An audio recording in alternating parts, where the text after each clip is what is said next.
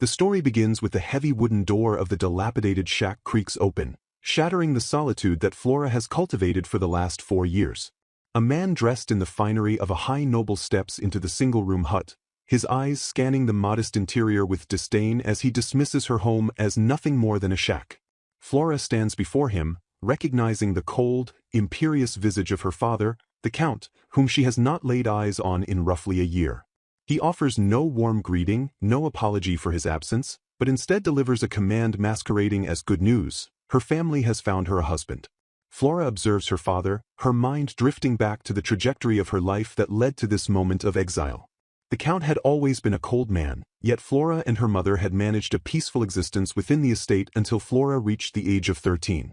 That tranquility shattered with the arrival of her father's mistress, Lady Irene, and her daughter, Layla. The newcomers asserted their dominance immediately, stripping Flora of her dresses and jewelry and forcing her into a cramped, solitary room within the manor. Flora endured their torment with a stoicism that only seemed to fuel their aggression.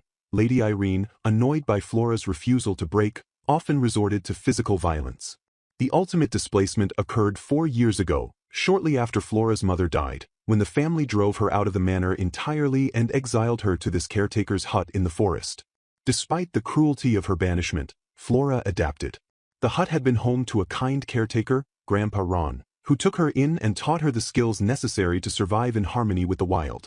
Even after his passing 2 years ago left her in profound loneliness, Flora managed to sustain herself, aided only by the occasional secret visits of her old nurse, Marion, who brought food and cut her hair. Now, standing before her father and her stepsister Layla, who has accompanied him, Flora maintains her composure. Layla, dressed in frills that contrast sharply with the rustic setting, sneers at the food Flora is preparing. Flora ignores the mockery, calmly explaining that the dish is deer meat she caught in a trap herself, stir-fried with wild greens gathered from the forest. The Count presses on with the business at hand. He informs Flora that since she is now 19, it is time she served her purpose and married. Flora assumes she is to be sold off as a second wife to some wealthy, elderly man, a fate she had long resigned herself to as the only likely outcome for a discarded daughter. However, her father corrects her assumption. The prospective groom is a young man of 24. Layla watches the exchange with amusement as the Count reveals the identity of the suitor, Lord Alfred Granville, the Margrave of Garland.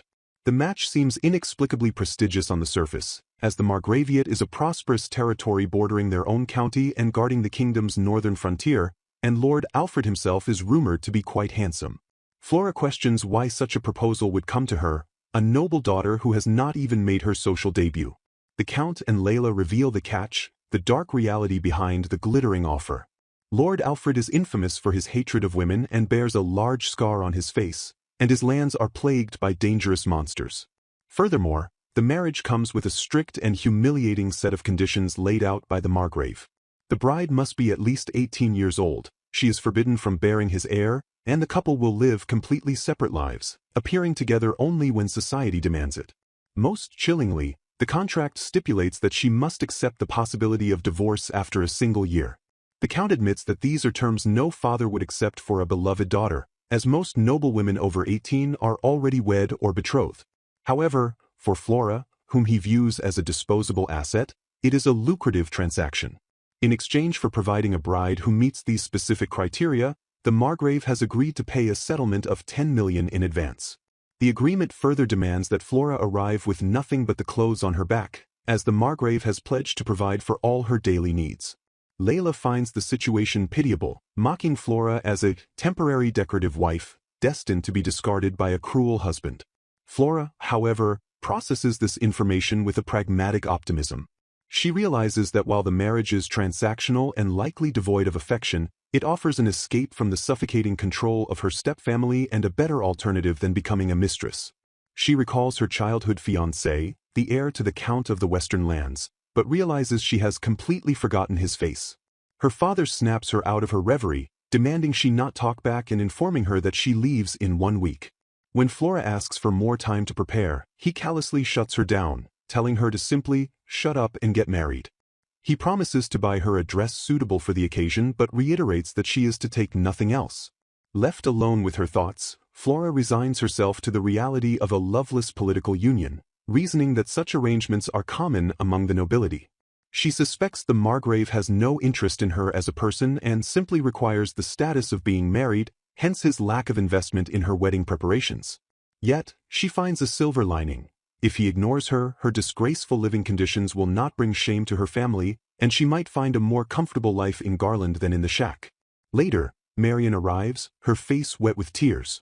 She has heard the rumors Layla is spreading throughout the manor, that Flora is to marry the cold Margrave who will divorce her in a year. Flora comforts the weeping woman, thanking her for her years of kindness and assuring her that she is not afraid. Flora explains that even if the divorce happens, she has learned to survive. She can live by hunting in a new land where her family's judgmental eyes cannot reach her. Marion laments that Flora should have lived happily as a count's daughter, but Flora insists she is looking forward to the change. Flora expresses her deep gratitude to Marion, acknowledging that the nurse's support, the bread she brought, the worry she showed, saved her heart from completely breaking. She promises to one day repay Marion's kindness and asks her to send her off with a smile rather than tears. As night falls, Flora steps out of the shack, looking up at the moon and wondering about the lands of Garland. She muses on the local wildlife, hoping there are tasty wild plants and game animals similar to those she knows. She holds on to a small hope that even if there is no love in her marriage, she and the Margrave might at least become friends. The day before her departure, Flora returns to the main estate to bathe and prepare. She scrubs herself clean, noting how thin she has become, yet she feels a surge of pride in the body that carried her through the hardships of the forest. Her stepmother, Lady Irene, interrupts her reflection, crinkling her nose and telling Flora she smells like a beast. The interaction is venomous. Irene forbids Flora from calling her mother and expresses relief that Flora will be gone by tomorrow. Irene lashes out with a final curse, telling Flora she is a creepy girl who will never be loved by her husband and will only be used. Flora meets this hatred with a serene smile, stating simply that she looks forward to her new home. Alone in her room, Flora examines the dress her father provided. It is ill-fitting and far too large, a final sign of his neglect. Unwilling to disgrace the house by appearing in such a garment, she decides to use her sewing kit from the hut to alter it herself. A knock at the door interrupts her work. It is Marion, who enters with a look of determination. Marion reveals that she has brought something far better than the Count's offering, Flora's biological mother's wedding dress. Marion explains that the fabric and stitching are superior and that she has kept it, along with a box of jewelry, safe from being sold or stolen by the stepfamily. Flora is overwhelmed by the gesture. She touches the dress and the jewelry, the last keepsakes of her mother, and realizes that her mother's presence has remained with her through Marion's loyalty. Together, the two women work through the night to alter the dress to fit Flora's slender frame. By morning, the dress is transformed into a lovely gown, and Flora dons the jewelry, feeling fully prepared. Marion prays from the bottom of her heart for Flora's happiness, and Flora, bolstered by the knowledge that someone cares for her, promises to find that happiness. On the morning of her departure, Flora emerges wearing the altered gown. Layla is waiting and is visibly surprised that Flora looks presentable, having expected her to look shabby. Layla offers a backhanded farewell, telling Flora to be happy, while maliciously mentioning Peter, referencing the confusion regarding Flora's past fiancé. Flora corrects her, or perhaps is corrected, regarding the name Arthur, but ignores the pettiness, choosing instead to wish Layla happiness with her own partner. Flora climbs into the carriage, eager to put the toxicity of her family behind her. The journey takes Flora to the southernmost edge of the Garland Margraviate. There, she steps out to meet a representative from House Granville. A young man with light hair and a polite demeanor greets her. He introduces himself as Cyril, the butler. Cyril apologizes for the wait, but Flora is gracious, introducing herself and gesturing to her single trunk. She explains that per the agreement, she has brought nothing but herself, expecting the Margrave to provide the rest. Cyril accepts this without judgment and assists her into a waiting carriage. As the carriage moves, Flora is astonished by the smoothness of the ride. The vehicle travels at high speed, yet there is almost no shaking. Cyril explains that the horses are a special, capable breed and, more importantly, the roads have been paved and maintained to ensure smoothness. Flora immediately interprets this as a sign of the Margrave's competence, praising him as an admirable lord for investing so heavily in his territory's infrastructure. Cyril seems pleased by her observation but hesitates, feeling the need to manage her expectations regarding her husband. He hints at the rumors and the difficulties of the Margrave's personality as a husband. Flora, however, remains undeterred. She reasons that if a man as capable and respectful as Cyril serves the Margrave, and if the Lord cares so well for his lands, he cannot be truly awful. She tells Cyril she is looking forward to meeting him, leaving the butler pleasantly surprised by her judgment. The carriage arrives at the castle, a formidable stone structure surrounded by beautiful gardens. Flora feels a flutter of nervousness as the reality of the meeting draws near. Cyril guides her to a room and asks her to wait. Suddenly, a voice commands her to stay just as you are. Flora turns toward the source of the voice, her eyes widening as she prepares to face Lord Alfred for the first time. Flora Astley stands in the drawing room of the Granville estate, observing the man who is to become her husband. She notes that the Margraves have historically led the charge as knights hunting monsters, and Lord Alfred Granville fits this image perfectly, appearing exactly like a warrior carved from stone. Alfred sits across from her, his expression unyielding and severe. Flora initiates the introduction, bowing politely and identifying herself as the eldest daughter of Count Greg Astley of Sildren. Alfred responds with equal formality, stating his name, but immediately dispenses with pleasantries. He cuts straight to the chase, demanding confirmation that she arrived fully aware of the conditions set forth for their union. Flora affirms that she understands everything. Alfred thanks her for coming and welcomes her, though his tone remains strictly businesslike. He pivots instantly to the logistics of their living arrangements, admitting that while he does not know every detail of the wedding preparations, he is certain of the domestic boundaries. Flora braces herself as he clarifies the implications of the rumors she heard. Alfred states unequivocally that he will not spend the night with her. Although their bedrooms are adjacent, he explains that he habitually sleeps in the room off his study. Rather than feeling rejected, Flora internalizes a sense of relief, thinking that this physical distance will make their arrangement significantly easier to manage. She realizes that her father's explanation aligns perfectly with Alfred's cold pragmatism. Alfred continues, referencing her father's opinion that a large public ceremony would be pitiful for a daughter destined to be divorced in a year.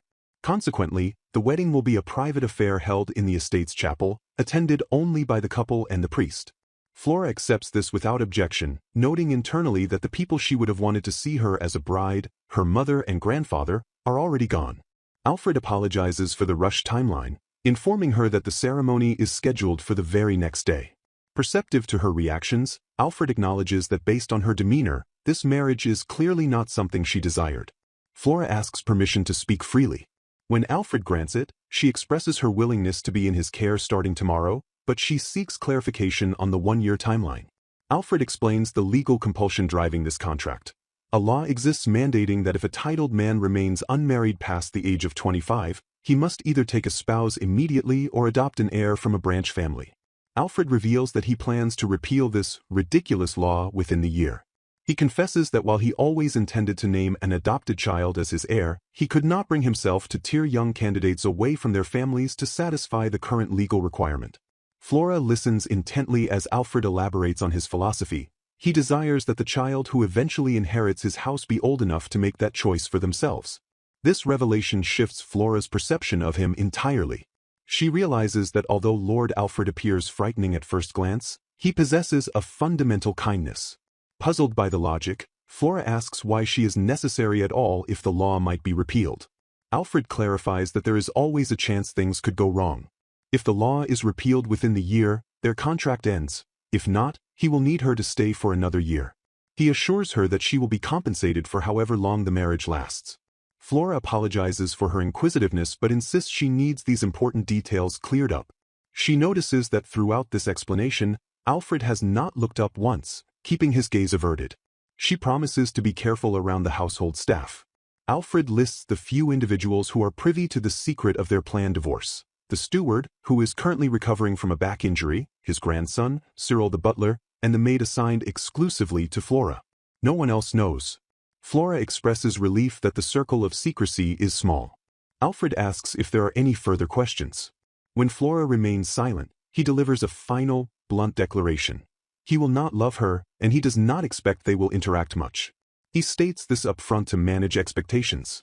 Flora accepts this rejection with a polite, "No, thank you, that's all," though internally she admits that hearing him say it so explicitly stings a little. She reminds herself that this was always intended to be a one-year arrangement. However, Alfred softens the blow with a promise of fair treatment. He vows not to restrict her movements or treat her poorly. He pledges to ensure she wants for nothing during her stay and will be provided for even after their separation. He expresses genuine gratitude that she agreed to come under such specific and unromantic terms. Flora observes him, realizing that despite his harsh words, he is trying to be considerate. He answered every one of her questions without irritation. Concluding that he is not a bad person, Flora smiles warmly and suggests they make this year a good one. She admits her inexperience but hopes they can get along. Alfred, caught off guard by her radiant smile, stares blankly for a moment before averting his eyes and advising her to get some rest after her long trip. Cyril leads Flora to her quarters. She enters a spacious room dominated by a large canopy bed. Unable to resist, she dives onto the mattress, gasping as she sinks into the softness. She marvels at the bedding, wondering if it is made of waterfowl down because it is so light yet warm and fluffy. She jokes to herself that this is the kind of bed that ruins a person for anything less. A knock at the door interrupts her reverie, and she quickly invites the visitor in. A striking woman with dark hair enters, introducing herself as Lana. Flora notes that the maid looks a little older than her and is absolutely gorgeous. Lana announces that starting today, she will be Flora's personal maid. Flora responds politely, expressing her excitement to work together. Lana immediately sets about serving tea and sweets. Flora tastes a tart and is overwhelmed by its deliciousness. As she sips the tea and eats the sweets, she feels she is living in outrageous luxury. Lana then asks if Flora would like to bathe to wash off the fatigue of her journey, noting there is still time before dinner. Flora enthusiastically agrees. Lana leads Flora to the bathroom, explaining the estate's unique plumbing. A nearby river provides hot spring water, which is channeled directly into the house. There is a large public bath on the first floor, but Flora's room boasts a private bath. Flora is thrilled, having never bathed in a hot spring before. The changing room is expansive, large enough to comfortably accommodate children. As Lana helps her undress, Flora feels a flush of embarrassment, realizing no one has helped her change since she was a small child. Inside the bath, Lana directs Flora to lean back in a chair so she can wash her hair. Flora watches as Lana applies a substance to her hair, asking what it is. Lana explains it is diluted honey, which is excellent for hair care. Flora relaxes under the maid's care, the sensation feeling incredible. Once her hair is rinsed, Lana informs her she can enter the water. Flora sinks into the hot water with a sigh of pure contentment, stating she feels incredible. Lana watches her mistress, happy to see her enjoying the bath. Flora, feeling self-conscious about her visible delight, asks if it is really okay to be this spoiled. Lana reassures her that she can use the bath whenever she wants. Flora apologizes for laughing, but Lana tells her it is important to laugh when she feels like it. Flora looks at Lana and expresses happiness at seeing the maid smile, noting that as a servant, Lana likely suppresses her emotions. Flora thinks that seeing someone smile is a relief and resolves to do her best to be a good mistress to protect that expression. She asks Lana to take care of her this year. Lana confirms she knows the circumstances of the marriage and promises to serve Flora to the best of her ability despite her own inexperience. Later that evening, Flora enjoys a solitary dinner in her room. She worries briefly if eating right before bed is bad for digestion, recalling that Lord Alfred eats much later. However, the food is so delicious she cannot stop herself. She feels overwhelmed with happiness, savoring the meal rather than wolfing it down. As she lies in her cloud-like bed, she reflects on her situation. She has a sweet maid, a luxurious bath, incredible food, and a comfortable bed. She admits that part of her felt lonely about the transactional nature of the marriage and the fact that Alfred didn't truly want her. Yet, surrounded by such comfort, she concludes that this place is heaven and she is glad she came. The following day, the wedding ceremony begins. Flora stands in her altered wedding dress, adorned with her mother's necklace and the rose ornament Marion made for her. Lana tells her she looks beautiful. Flora feels a pang of sadness, wishing she could have shown her dress to Marion and her mother. She steps out to meet Alfred, who is dressed in a white ceremonial suit. Flora thinks he looks like a holy knight from a storybook. He offers her his hand, and she accepts. As they walk down the aisle, Alfred moves with a brisk, military pace. Flora struggles to keep up, her internal monologue noting his speed and the furrow in his brow. She realizes she still doesn't understand what kind of man he is. Suddenly she trips. Before she can fall, Alfred catches her. He apologizes, admitting he was rushing too much. Flora thanks him, breathless. They reach the altar, where a priest with a magnificent beard awaits them. The priest begins the ceremony, invoking God's guidance. He asks Alfred if he swears to take Flora as his wife, to love and cherish her in joy and sorrow, and through God's trials. The narration wryly questions if this oath applies even when the groom marches ahead without thinking of her. Alfred answers, "I do." The ceremony concludes with the sealing of vows. Alfred leans in, but pauses. Instead of a kiss on the lips, he acts with restraint. Flora interprets his hesitation as a sign that he hates women so much he cannot bring himself to kiss her properly. Thus, they become husband and wife, a couple whose marriage is contractually destined to end in exactly 1 year. Flora stands amidst the opulence of her new chamber, the soft petals of white roses cascading around the hem of her simple nightgown. She recalls the tradition that a bride on her wedding night is expected to await her husband without even the barrier of a gown, yet she hesitates, clutching the lapels of her robe. The thought of presenting herself so vulnerably before Lord Alfred flushes her cheeks with a mixture of embarrassment and trepidation. Suddenly, the sharp click of the door latch echoes through the room, followed immediately by the decisive slam of the lock engaging. The silence returns, heavy and absolute, confirming her suspicion that Lord Alfred will not be coming. Flora releases the tension from her shoulders and allows her body to collapse onto the expansive bed with a soft flop. She stares blankly, realizing how long it has been since she felt the presence of another person nearby at night. She sinks into the mattress, her senses overwhelmed by the luxurious softness and comfort that cradles her. The mere knowledge that someone else exists within the vicinity provides a profound sense of security. Even without sharing the intimacy of a bed, the proximity alone soothes her isolation. As she drifts in the quiet, she concludes that perhaps this distant, contractual relationship is not so terrible after all. The following day vanishes in a blur of activity. Servants bustle about, filling the once empty closets with rows of ready-made garments. Lord Alfred continues to purchase more, adding dresses and shoes to the growing collection. He even announces that a jeweler is scheduled to visit the next day. Flora sits on a plush sofa, overwhelmed by the extravagance, wrestling with the guilt of receiving such bounty when she is destined to be his wife for only a single year. Determined to express her gratitude, Flora approaches the door to Alfred's study later that night. She hears the door creak open before she can knock, and Lord Alfred stands there, his expression stern and unreadable. He inquires directly if she requires something. Flora apologizes for the late intrusion, explaining her desire to thank him. She attempts to refuse further gifts, stating she has no intention of attending royal parties and feels guilty about him buying her jewelry. Alfred interrupts, noting he already received her thanks that morning. He insists that as the Margrave's wife, she must maintain an appearance that befits her station. He reiterates his gratitude for her agreement to marry into his house, framing the provisions not as gifts, but as fair compensation for her role. He adds that she is free to purchase whatever she desires from her monthly allowance to maintain her status. Flora smiles gently, deciding to accept his kindness without further protest. Seeing her smile, Alfred falters, abruptly telling her to spend her time however she likes before looking away. Suddenly, Alfred addresses her physique, bluntly stating she should eat plenty and put on more weight. Flora interprets this as a command to become heavy and internally panics. Seeing her reaction, Alfred flushes and stammers, clarifying that he simply meant it would be healthier if she had a little more flesh on her bones, realizing his phrasing was poor. Flora beams, understanding his awkward concern. Alfred regains his composure, explaining that spending money is necessary to stimulate the local economy. He reasons that the jeweler, tailor, and shoemaker deserve to make a profit. Flora bids him good night, and he leaves her to her evening. Alone again, Flora reflects that despite his blunt, unadorned speech, Lord Alfred possesses a genuine kindness that rumors failed to capture. Morning light floods the room as Flora wakes, greeting the maids with a cheerful smile. She realizes that life here is akin to heaven, lacking nothing in terms of material comfort. However, a singular problem plagues her. Because she will depart in a year, she cannot commit herself to work, nor does she have plans to visit the capital or neighboring territories. She simply has absolutely nothing to do.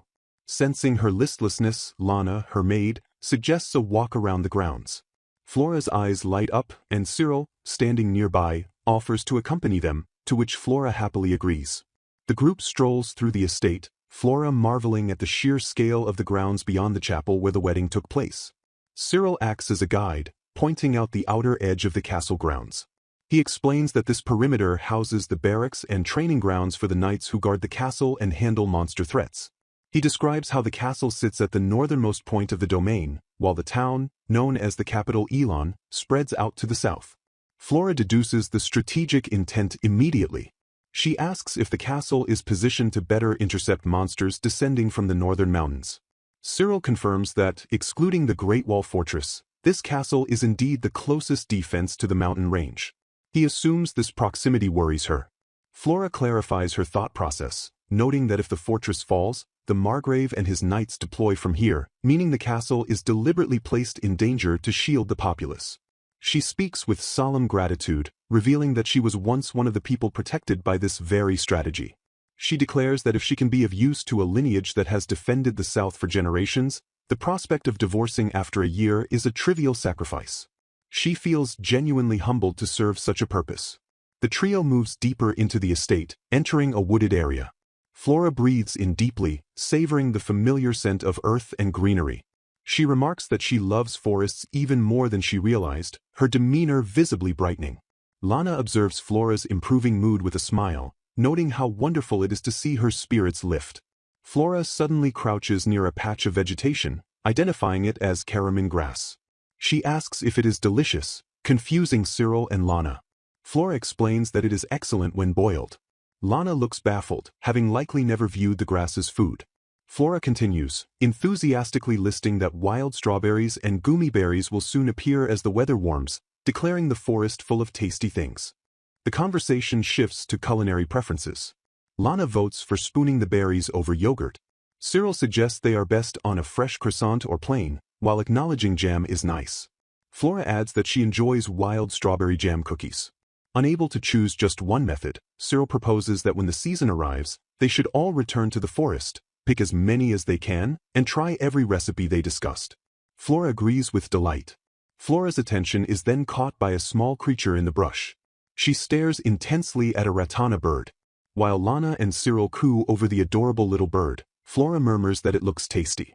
The silence stretches as the servants process her comment. Realizing she has revealed too much of her food-obsessed nature, Flora quickly backpedals, agreeing awkwardly that it is, in fact, cute. Later, Lord Alfred sits in his study, reflecting on his initial interactions with Flora's father at the New Year's celebration. He had assumed any woman agreeing to such a marriage had an ulterior motive, yet the reports of her arriving with barely any possessions baffled him. Her father had claimed she was sickly and depressed, neglecting her appearance, and he merely wanted her to be happy for a year. Alfred recalls his observations of Flora. She is indeed too thin, and her hair is shockingly short for a noblewoman. However, her manners, speech, and expressions are undeniably refined and beautiful. Contradicting this refinement were her rough hands, which led him to momentarily suspect she was a commoner swap. He thinks back to the wedding day, noting her fine necklace contrasted with a dress made of handmade fabric, raising questions about the whereabouts of the 10 million gold dowry and the desperation of the Children estate. Cyril suggests that Flora might have been abused. Alfred acknowledges the possibility but notes that she lacks the air of tragedy one would expect. She seems oddly unbothered and carefree. He resigns himself to the fact that she will be gone in a year regardless. He notes that Cyril seems strict but is soft on women, while Lana has taken a genuine liking to Flora, constantly praising her in reports despite complaining about the task. Alfred admits he feels guilty for burdening them with this job but emphasizes the necessity of ensuring Flora is not a threat to House Granville, given the importance of the magic stones and monster defense. Cyril defends himself, stating he isn't pretending to be better than Alfred, acknowledging they had no other option regarding the marriage. Alfred asks for Cyril's honest assessment of Flora. Cyril admits she is unusual, likely coming from a messy home life, but finds her very kind. He recounts how she reacted to the castle's dangerous location not with fear, but with gratitude for the protection the Margraves have provided for generations. Alfred changes the subject, asking about the walk Cyril took with Flora, revealing he had observed them. Cyril accuses him of being creepy for following them, but Alfred clarifies he was inspecting the outer walls and happened to hear their voices. Alfred presses for details on their conversation. Cyril explains that Flora spent the walk identifying edible wild greens and explaining which ones were good to eat. Alfred is incredulous. Cyril adds that he tried one and found it disgusting. Alfred muses that if she were truly abused by being fed weeds, she wouldn't describe them as tasty with such joy. Alfred confirms with Cyril that they are feeding her proper meals. Cyril assures him they are serving her large, nourishing portions as ordered. However, Cyril notes a peculiarity. Flora finishes every single meal and declares it delicious with genuine enthusiasm. Finally, Alfred addresses the incident with the bird. He deduces that because she called the bird tasty, her hobby is likely hunting. He observes that aside from her physical frailty, she appears mentally and physically robust. He then drops a revelation that shocks Cyril. Flora has asked for permission to purchase a crossbow. Cyril recoils in surprise. Alfred assures him she isn't planning an assassination, but he is deeply perplexed. He wonders where a noblewoman would learn to use a crossbow and finds it increasingly difficult to pin down exactly what kind of woman Flora is. The Countess Federica and her entourage walk through the bustling streets of Garland, immersing themselves in the vibrant atmosphere of the town. Federica observes the rows of shops with genuine delight, remarking to her companions that simply looking at the storefronts provides a sense of enjoyment. Her maid, Lana, walks beside her and respectfully draws her attention to their destination ahead. Federica reflects on the novelty of this experience, noting that this is her first time descending from the castle to the town, as her only previous travel had been a singular trip to the capital. They enter a well-stocked weapon shop where the walls are lined with an impressive array of swords and spears. The shopkeeper welcomes them warmly, commenting that the prevalence of monsters in the region naturally leads to a high demand for impressive and reliable weaponry. Federica, undaunted by the martial surroundings, immediately inquires if the shop carries crossbows. The shopkeeper, perhaps mildly surprised by the request from a noblewoman, guides her to the relevant section, and Federica expresses amazement at the sheer variety of models available on display. Federica inspects the inventory and identifies a specific model she has utilized in the past. The shopkeeper steps in to offer his expertise, suggesting a different model if she seeks raw power. He demonstrates the mechanism, explaining that one attaches a geared handle and turns it to draw the string. He adds a caveat that this specific design takes time to operate because the user must attach and remove the handle for every single shot. Federica considers his advice but outlines her specific requirements. She needs a weapon that is powerful yet remains easy to handle. The shopkeeper asks if she intends to wield the weapon herself. Federica lifts the heavy crossbow, gauging its weight and balance, and asserts that she can manage it. She recalls her previous weapon required her to hook her foot into a stirrup and pull the string manually by hand, implying the geared mechanism is an improvement despite the slowness. She decides to purchase the powerful model but also requests a second crossbow, specifying that she wants something easier to load, even if it sacrifices some stopping power. The merchant presents their latest model to meet her second request. He showcases a lever-action design where pushing down a rear lever engages a clawed bar that pulls the string back automatically. He highlights the mechanical advantage, explaining that the lever allows even a woman to string the bow easily without the need to remove parts between shots. Federica tests the mechanism, noting it still requires a bit of physical strength, but acknowledges its utility. She decides to purchase this one as well, reasoning that it will be perfect for firing warning shots or hunting small game for self-defense. After the shopping excursion, the group stands on the street enjoying freshly grilled meat skewers from a food stall. The shopkeeper bows to them as they depart, thanking them for their business. Federica eats with evident pleasure, remarking to Lord Alfred and Lana that food tastes significantly better when they all eat together. Lord Alfred, holding his own skewer, looks on with a flushed expression, while Lana agrees and thanks her mistress for the treat.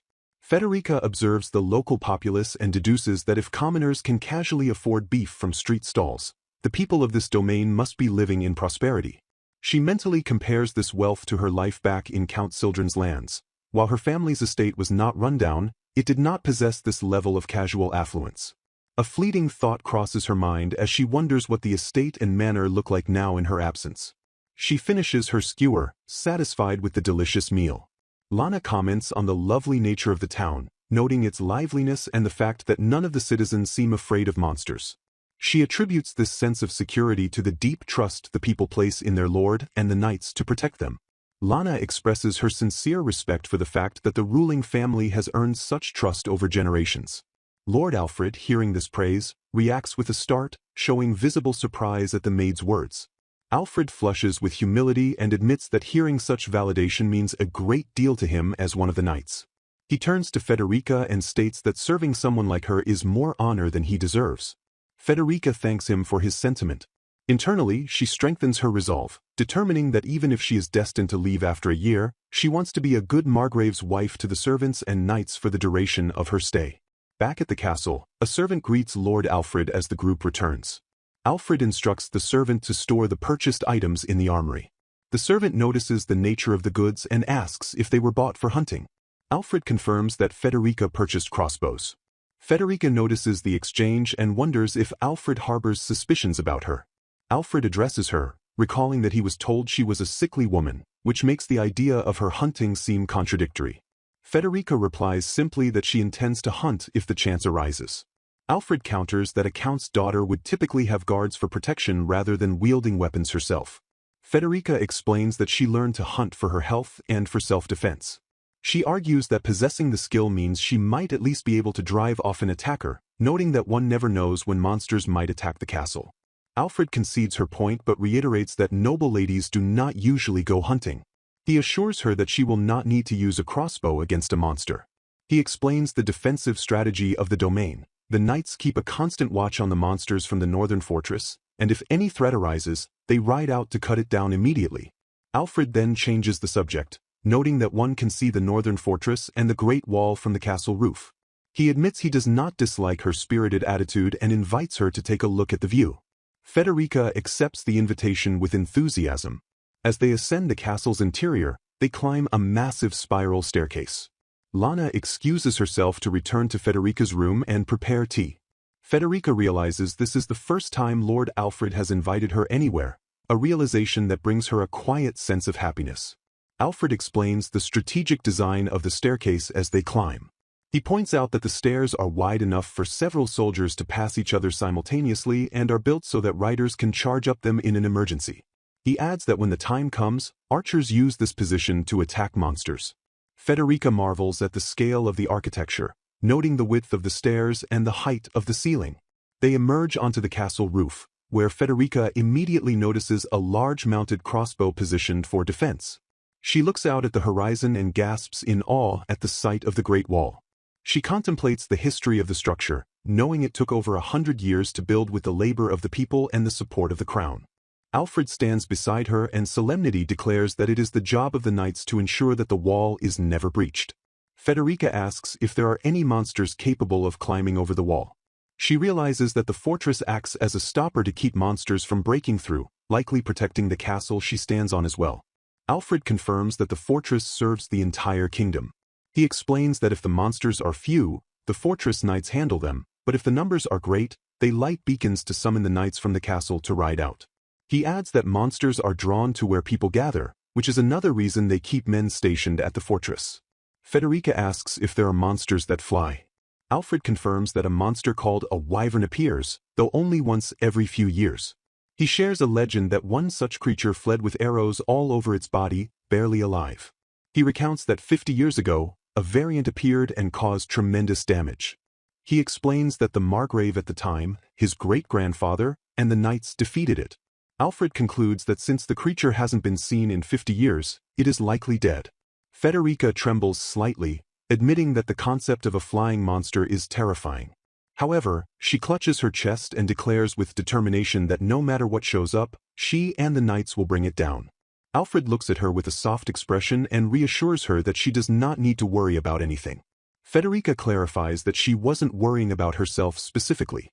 Alfred looks surprised by this distinction. He thanks her for worrying about him. Federica feels flustered, thinking that he constantly throws her off balance. Later that night, Federica sits in her room studying a book about monsters. She reads that their bodies are tough, making it hard to deal a fatal blow with ordinary arrows. The text explains that monsters descend from the northern Baldra range, but their exact origin remains unknown. When a monster dies, its body is engulfed in blue flames and disappears completely, leaving only a magic stone behind. The book notes they look like animals, breed only within their own species, are few in number, and live longer than humans. Federica continues reading, learning that monsters attack humans for reasons other than food, though the leading theory is that they absorb mana from the air. Those that live a long time tend to become smarter. She turns the page and reads a horrific detail. There are monsters that eat people alive. She shudders, realizing with dread that Lord Alfred fights creatures this dangerous. Lying in bed, Federica finds she cannot sleep. She attributes her insomnia to the scary content she just read. She worries that in the worst-case scenario, Alfred would be up on the northern rock face fighting such beasts. She thinks back to the afternoon, admitting to herself that she really enjoyed talking with Lord Alfred, though she notes he shut himself in his study immediately afterward. Restless, she wonders if she will really be able to go back to living alone like before after her year here is finished. Suddenly, her stomach growls loudly. Her thoughts drift to food, wondering if Lord Alfred also ate the delicious hamburger steak served at dinner. She laments that her stomach is growling at night despite having stuffed herself earlier, blaming the comfort of the castle. Deciding she won't fall asleep anytime soon, she sits up in bed. She remembers being told she could use the hot spring whenever she wanted. She decides to indulge in the ultimate luxury of a late-night bath. She also resolves to go hunting soon to ensure she doesn't get rusty with her crossbow skills. Federica enters the bath and inspects her body, noting she has put on a little weight. She reasons that it has only been a few days, but she has been eating 3 rich meals and ridiculously good snacks every day. Despite this, she feels it is nice to look healthier and prettier. She appreciates how her hair and skin have softened thanks to Lana's care and the hot spring. She finds the bath so relaxing that it calms her mind. After soaking, she decides it is time to get out. Just as she stands up to leave the water, the door to the bathhouse opens. Lord Alfred stands in the doorway, staring in absolute shock. Federica, clutching a towel to her chest, awkwardly calls out his name. In the midst of the embarrassment, she finds herself wondering why he looks even more shocked than she does. Flora collapses onto the ornate sofa, her mind forcibly replaying the visceral image of the man she had just encountered in the bathhouse. A bright, intrusive memory dominates her thoughts, overriding the dimly lit reality of the room. She recalls Lord Alfred standing in the water, the darkness offering him no sanctuary from her gaze. While he likely calculated that the obscurity of the night shielded him from her view, her internal monologue corrects this assumption immediately. She dwells on the rugged topography of his torso, a landscape of firm, ridged muscle overlaid with a violent history of scars that crisscrossed his chest and stomach. She buries her flushed face into the cushions, grappling with the secret that rendered his modesty moot. Her vision possessed an unnatural acuity that pierced through the night as if it were day. Just as she resigns herself to sleep to escape the embarrassment, a frantic knocking at the door shatters the silence. Without waiting for a proper summons, Alfred's voice bleeds through the wood, desperate and trembling as he begs for her attention to address the incident. He stammers out a chaotic apology, his speech fragmented as he insists he had no knowledge of her presence, claiming he hadn't noticed her clothes in the changing room and had simply sought to wash after work. She approaches the door, her hand hovering over the handle, analyzing the tremors in his voice rather than the content of his excuses. She senses that this is not merely awkwardness but a profound, shaking panic, leading her to question if he truly wishes to speak or if he is spiraling into a breakdown.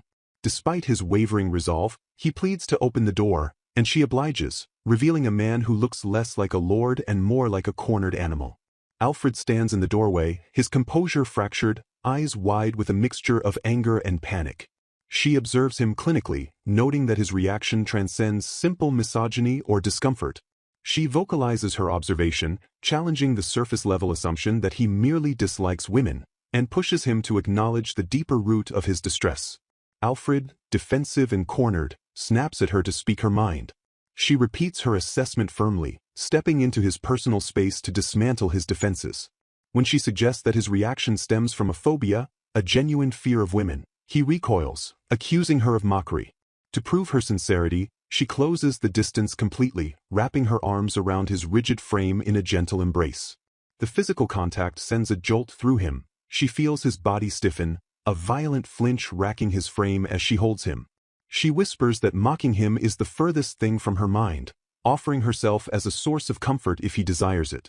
Alfred, however, cannot process the intimacy. He demands to know her true intentions, convinced she is excavating his psyche for leverage. She pulls back to look at him, noting the blood has drained from his face, leaving him deathly pale, while his hands tremble uncontrollably at his sides. In a desperate bid to regain control and prove his masculinity, he suggests a frantic, illogical solution, redoing their wedding night immediately to prove he holds no fear. He turns away, unable to meet her gaze, insisting she is imagining his terror, but she cuts through his bravado with a single, sharp command to stop. She addresses him by name, her voice softening as she deconstructs the societal pressures weighing on him. She acknowledges that in noble society, exposing a weakness is akin to inviting destruction, and no survivor of his specific trauma would willingly lay bare their vulnerability. She offers him a pragmatic lifeline. If he fears weakness, he should use her as a shield. Alfred, confused and exhausted, listens as she proposes a partnership for the duration of their one-year contract. She pledges to work alongside him, using her presence to help desensitize him and ease his discomfort around women, arguing that hiding his phobia is essential for a man of his influence. Alfred questions her confidence, skeptical that she can cure a deep-seated psychological scar, but she reframes the goal from a cure to simply making his existence bearable. She offers him total control over the arrangement, suggesting he keep her under supervision and promising to cease immediately if he ever feels unsafe or uncomfortable. She swears never to force him into situations he hates, positioning herself not as a therapist but as a trusted tool to be utilized. Alfred stares at her, baffled by the extent of her dedication, and asks why she would go to such lengths for him. Her expression shifts instantly from serious negotiator to beaming delight as she delivers her answer. "The food is so good." Alfred stands stunned, unable to comprehend that her motivation boils down to culinary satisfaction. He resigns himself to hearing her out, interpreting her obsession with eating as a quirk, though she internally admits it is merely a convenient truth to mask her deeper desire to repay his kindness. To solidify this new alliance and earn his trust, she decides to trade a secret for a secret. She acknowledges his caution is natural given her sudden arrival and their contractual arrangement, but she intends to bridge that gap by revealing the truth about her vision.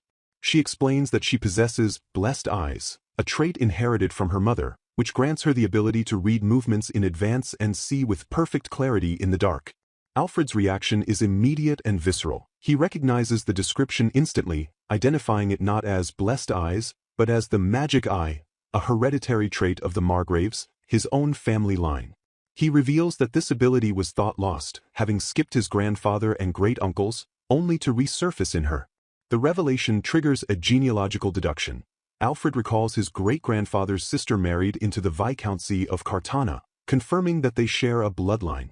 The gravity of the situation settles in the room as Alfred realizes her mother kept this secret to protect her from being absorbed into House Granville as a potential heir or political pawn.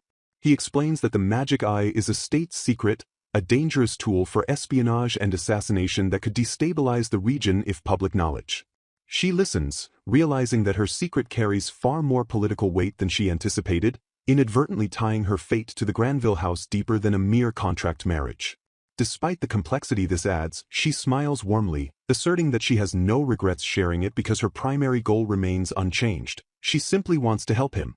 Alfred, still processing the lineage revelation, circles back to her initial reasoning, unable to reconcile her willingness to enter a dangerous political pact with her claim that she just likes the food.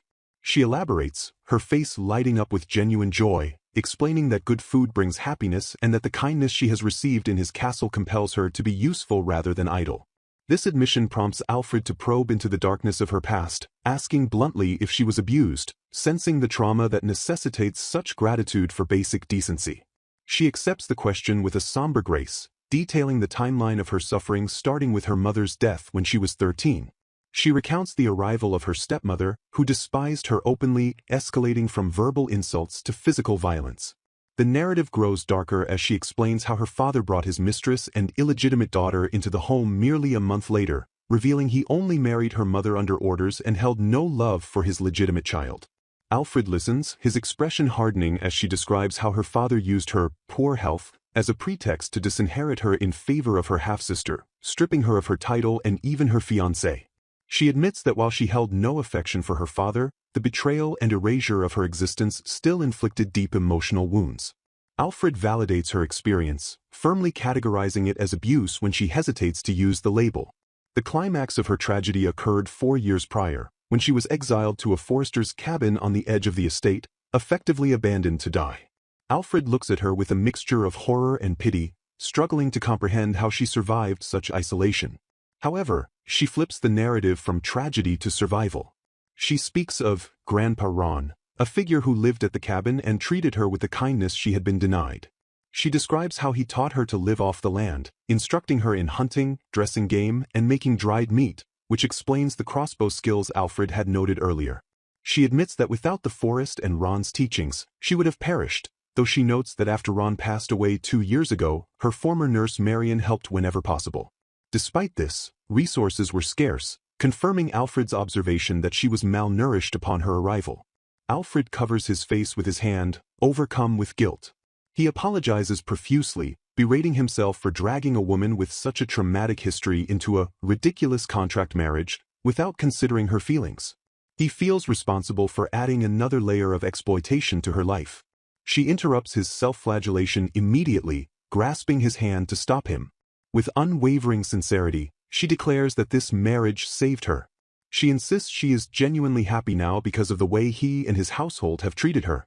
Alfred, moved by her resilience but still burdened by honor, vows that regardless of where she lives in the future, whether in his castle or elsewhere, he will ensure she always has good food and a comfortable life, asserting that she deserves happiness. She humbly requests that when they eventually separate, she be allowed to live somewhere on his lands, a request he grants silently. The conversation shifts to the financial terms of their eventual divorce. Alfred is shocked to learn she was told nothing of the settlement. He reveals the contract stipulates a payment of 50 million old currency to her upon separation. She gasps at the astronomical sum, but he quickly clarifies that the money is designated for her alone, not her father or the Count. He asserts his intention to go beyond money to ensure she can reintegrate into society happily.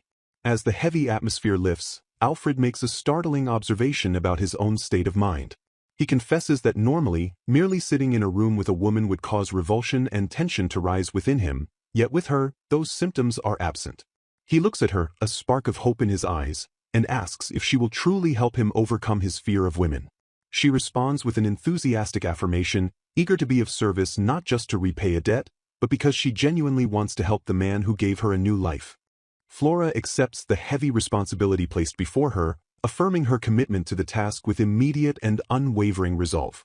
Alfred, his expression a mixture of hope and deep-seated apprehension, asks if she is truly willing to help him dismantle the phobia that plagues his existence. Flora thanks him for the trust he places in her, though internally she notes the heat rising in her face, flushing with a mix of embarrassment and determination. She calculates that this request signifies a breakthrough. It is proof that he has begun to trust her, even if only a fraction. Alfred initiates the difficult conversation by confessing the physical severity of his condition. He admits that the mere act of touching a woman causes his entire muscular system to seize up in tension. Flora, adopting a clinical and supportive approach, probes for the specific triggers of his fear. Alfred hesitates, his eyes squeezing shut as if to block out a painful image, before revealing that his absolute terror is the sight of a naked woman. Flora observes his pained expression, recalling that he wore a similar look of suppressed agony during their wedding ceremony, and deduces that he must have endured a horrific past to harbor such a visceral reaction. Overwhelmed by self-loathing, Alfred covers his face with his hand, anticipating judgment. He suggests that she must find him pathetic, especially after she showed him such kindness regarding his feelings. Flora rejects this assessment instantly, absolving him of fault. Alfred apologizes again for the earlier incident in the bath, but Flora dismisses the need for contrition, asserting that expressing these suppressed emotions is a vital part of his healing process. Seeking a practical path forward, Alfred proposes a strategy of desensitization. He suggests they begin by sharing meals, allowing him to gradually acclimate to occupying the same space as her. He asks for her input on how to navigate this hurdle. Flora agrees enthusiastically to the plan. Alfred specifies that while he typically consumes a quick meal in his office, they could attempt to have dinner together to initiate this new arrangement. The conversation concludes with a mutual exchange of pleasantries. Alfred apologizes one final time for the chaos of the evening, but Flora insists he has nothing to apologize for. She bids him good night and retreats to her room. Once alone, the tension leaves her frame, replaced by a sudden, loud growl from her stomach. She burrows into her bedding, relieved that Alfred did not witness her hunger, yet her mind lingers on the upcoming dinner with genuine anticipation, viewing the shared mealtime as a treat rather than a chore. However, she cautions herself against becoming too emotionally invested, reminding herself that the problems plaguing this house run deep. Meanwhile, Alfred remains in the corridor, grappling with conflicting instincts. He chastises himself for his lack of caution, disbelieving that Flora discovered his greatest weakness so soon after their marriage. His survival instincts scream that he should view her with suspicion. Yet, a quieter, more hopeful part of his psyche whispers that placing his trust in her might not be a mistake. His mind drifts back into the dark history that forged his neurosis.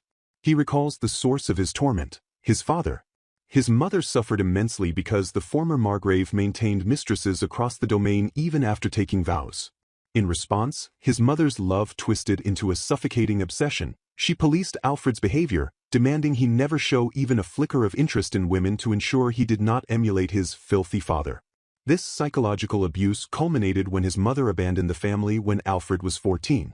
The vacuum left by his mother was instantly filled by his father's vice. The Margrave introduced a new mistress into the household immediately, only to discard her with callous speed. Alfred, then just a boy, suppressed the urge to curse his father, relying instead on the support of his nurse and the steward, Owl, to survive the emotional neglect. His trauma compounded when he entered the boarding academy. As the heir to a powerful title with no fiancée, he became a target. The female knight candidates pursued him with predatory intensity. Initially, he rejected their advances with polite decorum, but as their relentless pursuit continued, his demeanor froze into ice-cold hostility. The breaking point arrived at his graduation. A local legend promised that obtaining a button from a man's uniform on graduation day would guarantee a romantic future. Driven by this superstition, a female student bribed the servants, drugged Alfred, and imprisoned him in a cellar. He had intended to return home to confront his father about expelling a mistress, but instead, he woke up in captivity. The servants eventually rescued him, but the damage was irrevocable. This violation cemented his aversion to women. When he finally returned to the townhouse, he found the staff reduced to a bare minimum and his father's wife still present. A year later, his father died while hunting magical beasts. Alfred recalls hearing his father apologize only once, on his deathbed, and nothing more. Alfred stood over the man who ruined his childhood and shed not a single tear, his mind entirely occupied with the logistics of running the domain. In the present, Alfred analyzes his interactions with Flora. He acknowledges rationally that not all women are predators, yet the fear is burned too deep to ignore. However, he realizes with a start that he felt little disgust toward Flora from the beginning. He hypothesizes that this is because she is calm, does not act on impulse, and, crucially, does not force herself upon him. He reflects on how naturally he invited her to see the wall and how her purchase of a crossbow piqued his curiosity. Hearing her tragic backstory generated genuine sympathy within him. He recognizes his own selfishness. He prioritized his needs without considering the feelings of the woman traveling to marry him. He concludes that the title of Margravine would be nothing but a shackle for her. Guilt nearly compelled him to offer her a permanent home in the castle, even though he intends to adopt an heir eventually. He admits to himself that he is starting to like her. Yet, he resolves that he cannot be her husband. He decides the best path is to proceed with the divorce as planned, allowing her to remarry. He berates himself for handing the marriage advance to her father, a man he now realizes will inevitably try to extort the divorce settlement as well. He identifies a shared thread of familial trauma between them. Solidifying his resolve, Alfred vows not to repeat his mistake. He swears he will not send Flora back to the Count's estate to be exploited. He determines to secure her happiness as penance for dragging her into his life. If she desires it, he will even assist her in finding a new husband. But first, he must focus on his own rehabilitation and the contractual obligations regarding the financial aid to the Sildren lands. He acknowledges he cannot fix her family's problems overnight, but he is motivated by the memory of her adorable smile. 1 week later, the dining strategy is in full effect. Alfred observes Flora eating, noting that she makes the food look incredibly appetizing. He compliments her, clarifying that he means it positively. Her enjoyment is pleasant to watch. Flora flushes, stammering at the compliment. Alfred observes that despite her bright and optimistic nature, she loses all confidence when the subject turns to herself. Flora praises the Granville cooks and the tenderness of the beef stew. Alfred watches her, noting internally that her eyes soften in a specific, charming way whenever she eats dessert. Seizing the moment, Flora asks a favor regarding her monthly allowance. She requests permission to send a portion of it to her former nurse, Marion. She explains that Marion has a sick husband and an elderly mother to support, and Flora wishes to repay the woman who spent so much on her. Alfred grants permission immediately, stating the money is hers to use as she pleases. He empathizes with her desire, mentioning that his own nurse was also a significant figure in his life. However, he interjects with a strategic concern. If she sends the money simply as a transfer, the Count or his wife will likely intercept and steal it. Flora's expression falls as she acknowledges the high probability of this theft. Alfred creates a solution on the spot. He proposes having the funds delivered directly to Marian's family, bypassing the Count entirely. He escalates his offer, promising to send a skilled doctor to treat Marian's husband and to include a letter from Flora in the delivery. Flora is overwhelmed by his generosity, thanking him profusely. She expresses that helping Marian brings her immense happiness but admits she feels she is always relying on him. Alfred dismisses the debt, insisting he is the one who should be grateful to her for entering this marriage despite the circumstances. Flora realizes a logistical problem. She only knows the village where Marian lives, not the exact address. Alfred reassures her that the village name is sufficient for his network to locate them. He reiterates his promise to grant her wishes within his power and states firmly that he has no intention of returning her to the Count's lands. Flora accepts this with a deep bow of gratitude. As Flora takes Alfred's hand in a gesture of thanks, Lana the maid stumbles upon the scene. Seeing the physical contact and the intense atmosphere, Lana blushes furiously, letting out a small squeal of delight as she misinterprets the interaction as romantic intimacy. Alfred and Flora react with surprise, realizing the misunderstanding. Later, Flora clarifies the situation to Lana while sitting at her vanity. She explains that her actions are driven by a desire to ease Alfred's symptoms and repay his kindness, not romance. Lana reveals that she and Cyril grew up with Alfred and are aware of his trauma. Lana expresses skepticism at Flora's denial, asking if she truly believes it is strictly platonic. Flora insists that in a year, things will proceed according to the contract, and Alfred's current generosity is merely consideration. Despite this, she affirms her gratitude and her intent to do everything she can for him. Lana pivots the conversation to a new topic, asking if Flora knows when Alfred's birthday is. Flora learns that Alfred will be turning 24 in just 10 days. Shocked by the proximity of the date, Flora asks if there is a party planned. Lana explains that Alfred keeps social engagements to a bare minimum, so there are no celebrations with nobles, nor even a small household gathering. Flora, looking troubled, expresses a desire to do something for him but admits she is at a total loss regarding what would be appropriate or welcome.